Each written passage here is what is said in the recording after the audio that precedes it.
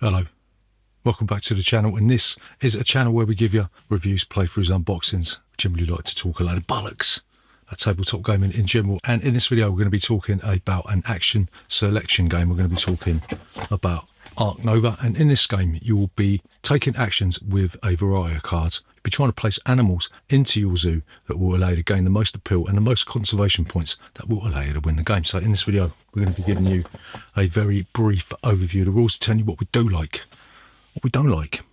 Then we'll come back and we'll tell you whether or not Ark Nova is worth your time and bother today and in the future. So remember, if you're new here, please consider subscribing to this channel. Leave a comment in that section down below. Hit the like button, all that YouTube bullshit. We'll see you after this.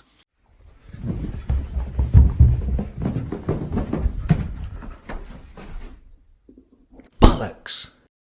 So, Ark Nova, how'd you play this game?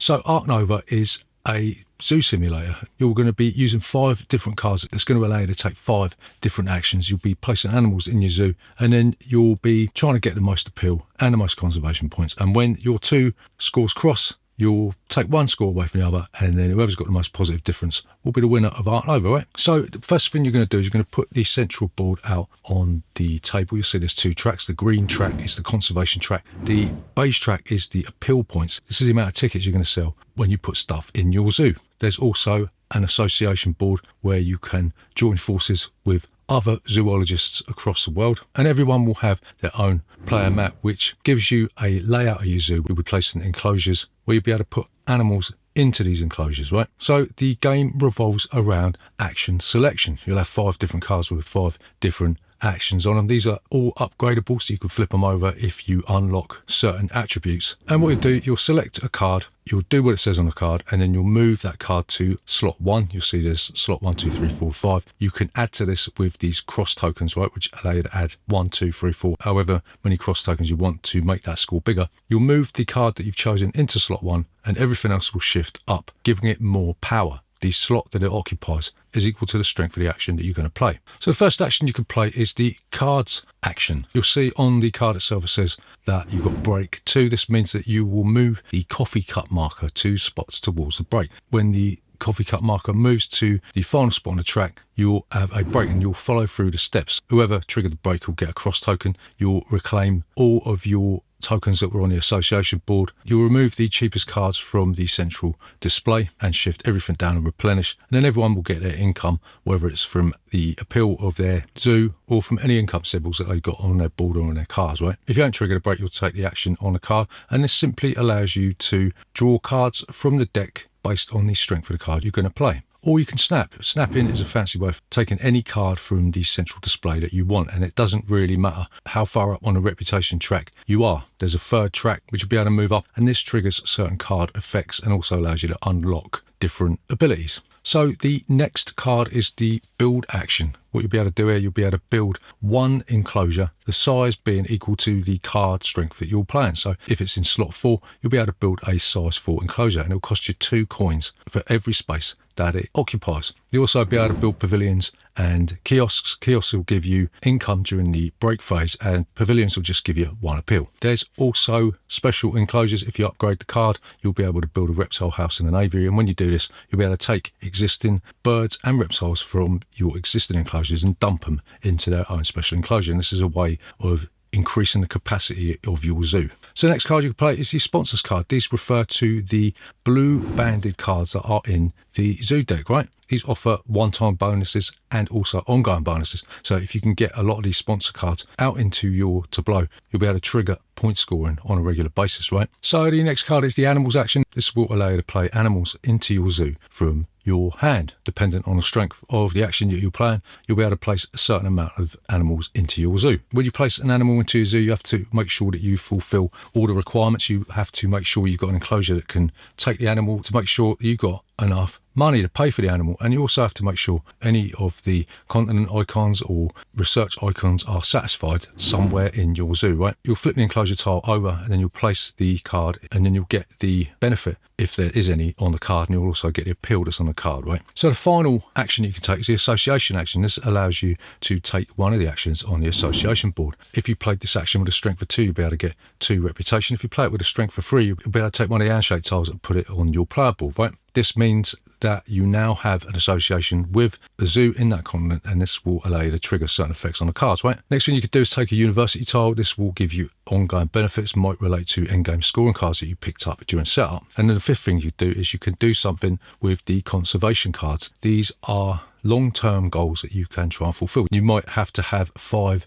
animals from Africa in your zoo. You might have to have a diverse range of animals from different continents in your zoo, and you'll take one of your cubes off the side of your player board and you'll place it on the conservation card, and then you'll get either a one-shot benefit or an ongoing benefit, right? You can also play from your hand green cards. These give you shorter term goals that will eventually drop off of the display the more people play these cards onto the association board, right? And then the fifth thing you do, once you've upgraded your association action, you can donate cash to the zoo to boost your conservation, right? So you'll keep doing this, you'll keep playing cards into your zoo, you'll keep expanding your zoo, and when your conservation marker crosses your appeal marker, everyone else will get one more turn, and then you'll move to endgame scoring. You'll score the endgame scoring card that you were dealt at the beginning of the game. You'll look for any brown symbols on these sponsorship cards, and then you'll score them. And then what you'll do, you'll take your conservation score away from your appeal score, and then the player with the highest positive total will be the winner of Ark Nova. So what do we like about Ark Nova?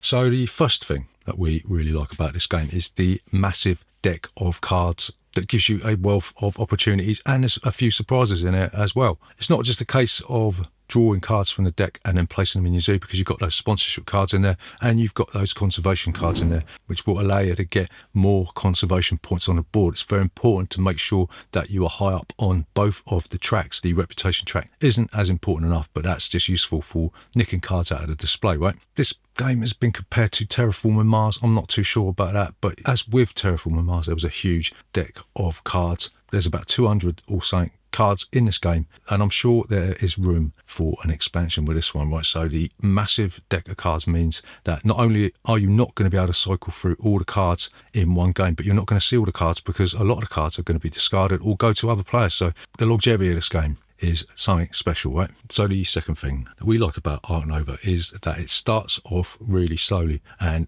builds a momentum that comes to a tantalising climax. At the beginning of the game, you don't feel like you're getting anywhere. You think, well, maybe I'll take that association action, and then you haven't got a lot of money. It takes a while for your engine to start building itself. When you get into the latter stages of the game opens up and it allows you to, with some decent planning, to place those larger animals and higher scoring animals in your zoo. So the fact that this game sort of seems to plod, gains momentum, and then comes to a really exciting climax is really, really good, right? So the third thing that we like about Ark Nova is this game constantly gives you rewards. It might not be anything spectacular, it might be a few appeal points. It might allow you to upgrade your cards or allow you to do different actions. You might just want to bung a kiosk down there and get some extra money. And even when the game pauses in the coffee break, you're going to be able to get income and you're going to be rewarded on those conservation cards. So this game is constantly giving you stuff. It reminds me of other games that sort of constantly give you stuff like Settlers of Catan. It's always offering you some kind of reward no matter what you do, right? So the final thing that we like about Ark Nova is that the hidden scoring, not only the end game objective card that you are given at the beginning of the game, but also those sponsorship cards that are going to give you points at the end of the game. That's all sort of hidden information, so you don't really know who is in the lead as you're going through the game. So it might look like your mate over there on the left side of the table is miles and miles ahead on the appeal. You've got the end game scoring card that if you build 3 universities, you're going to get some extra conservation that bumps you up. And in your sponsorship cards, you've got the card that gives you 5 appeal, so you end up pulling victory out of the jaws of defeat, right? This stands alongside as some of the other wonderful games that have hidden scoring like Carcassonne. It really does lead to an exciting, close and tantalising ending. So what do we like about Ark Nova? So the first thing that we don't like about Ark Nova is there's no real way to tell what's going to be coming out in the deck. And remember I said in the pros that this game rewards forward planning, but it's very, very difficult to do that when you've got an emu card in your hand that's going to give you loads of appeal, loads of extra stuff. That Australia icon you need doesn't come out of the deck. And then you decide that it's too late, that Rod Hull has been hanging around too long, so you dump him. And then, lo and behold, during the next break, the sodding Australian icon comes out of the deck, right? This is a true story. This happened to me just a couple of days ago. Maybe it would have been nice if there'd been some mechanism where you can like look through the deck and just see maybe a few cards ahead, see what's going to come out at a cost, right? But it's not in there. So it's quite difficult to second guess and plan ahead even a few turns, right? So the second thing that we don't like about Ark Nova, and this might just be a case that I'm thick as pig shit, it's very, very easy to miss vital elements due to having to chain different things together. You might take an association board that allows you to upgrade a card, and when you do something else, it's going to allow you to increase your reputation, which will then allow you to increase your conservation, and you sort of get bogged down in this sort of flowchart type thing. Every time we play this, it's like, oh, I should have done this. Can I just take that back? Has the game changed? Yes, it has. Oh, bollocks. I really needed to upgrade that build card before, but I forgot to do it. So it's quite a fiddly game, and if you are stupid like me, then it's very difficult to hold things in your brain while you're trying to think of other stuff, right? So the next thing that we don't like about Ark Nova is the theme is actually quite weak for me. I didn't see there to be any correlation between the animals on the cards and what was actually happening in your zoo. It's like you've got these animals in your cards, and as soon as you put them in your zoo, the character and essence of the card disappears, right? And there's no people in the zoo. Okay, you've got cards with like African advisors or Asian advisors or whatever. No people actually come to your zoo to see what you've done. The human element in this game is lacking. It's the same criticism that I had of Dinosaur Island when you're building that theme park. There's just no human interaction in the zoo. It would have been nice had you had some way to invite different people into your zoo to have a look around, but it just feels that once you put those animals in your zoo, then they don't really mean anything, and there's nothing to link the animals that are in your zoo with the enclosures that are on your board. If through some game effect you have to set free an animal in the wild, as long as you've got a tile on the board that satisfies that requirement, you can just flip it over and it doesn't really matter. You don't really need to remember which animals are in which enclosures, and it's a real shame that the theme, whilst it's not disconnected from the mechanics, it just sort of melts away once you place an animal into your zoo. So the final thing that we don't like about this game, and this is the worst thing about this game, is it's a fucking bastard to teach, right? Unless you're a lion bastard, it's not just going to be a case of reading the rule book and playing the game. You're going to have to devote a good few hours to learning how to play this game. Me having the IQ of a cabbage meant that I had to read the rule book. I had to download all these rule summaries, I had to watch videos time and time again, and even then it's very difficult to get the rules into your head. You're going to miss a lot of rules until you played this a good few number of times, right? Eventually it does stick in your brain, but like we said before, there's loads of little fiddly things that you're going to miss, and that can be quite frustrating. So it's best to get everybody to learn this game, but again, in this day and age, that's a struggle, isn't it? Trying to get people to do stuff for you, and there's no real way to be 100% sure that they actually know the game, right? So yeah, maybe this one's a bit too complicated for its own good when you start playing it, yeah? So, to summarise, is Ark Nova worth your time and bother today and in the future?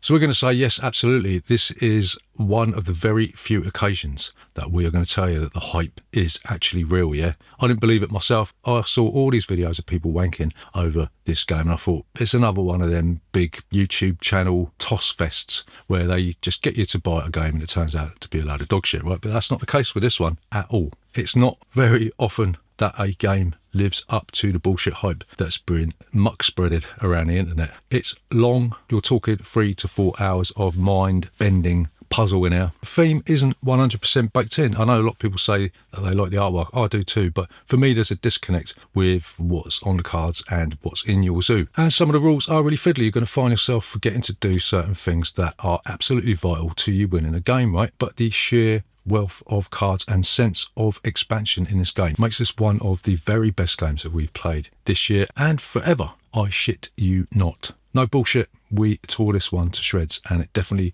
lives up to the hype. So there you go, that's Ark Nova. Remember, if you are newer, then please consider subscribing to this channel. Leave a comment in that section down below. Hit the like button and all that YouTube bullshit. See you next time.